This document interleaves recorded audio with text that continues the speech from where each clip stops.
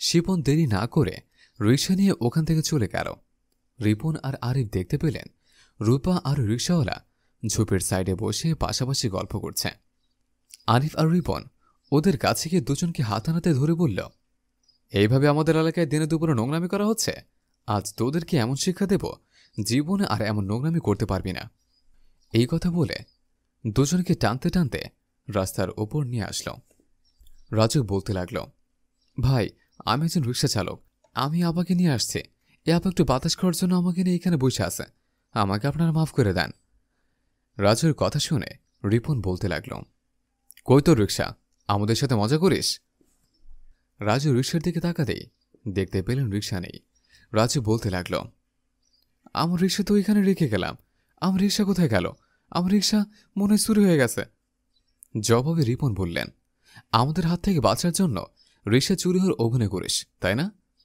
এই ধর তো, ওদেরকে ধরে ক্লাবে নিয়ে যায়। এই কথা বলে আরিফ আর রিপন দুজনকে টানতে টানতে ক্লাবের দিকে নিয়ে যাচ্ছে। সামনে এসে আশিক নামের এক ভদ্রলোক দাঁড়ালেন। জিজ্ঞেস করলেন, তোমরা দুজনকে টানতে টানতে কোথায় নিয়ে যাও? জবাবে আরিফ বললেন, এরা দুইজন আমাদের এলাকার, ওই ঝোপের ভিতরও নষ্টামি করতেছিল, হাতে নাতে ধরছে, ওদের ক্লাবে নিয়ে যাচ্ছে ওদের বিচার করার জন্য।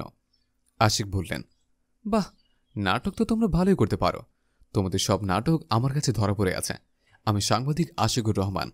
আমি তোমাদের সবকিছু ভিডিও করে রেখেছি। এই মেয়েটার রিকশায় ওঠা, এই মেয়েটার রিকশা থেকে নেমে ঝোপের ভিতর যাওয়া, তোমরা এসে আরেকটা ছেলেকে দিয়ে রিকশা পাঠিয়ে দিয়েছ, সব প্রমাণ আমার কাছে আছে। আমি অলরেডি পুলিশকে ফোন দিয়েছি। কিছুক্ষণের মধ্যে পুলিশ এসে তোমাদেরকে শ্বশুরবাড়ি নিয়ে যাবে। আশিকের কথা শুনে আরিফ আর রিপন ভয় পেয়ে আশিকের কাছে ক্ষমা চাইতে লাগল।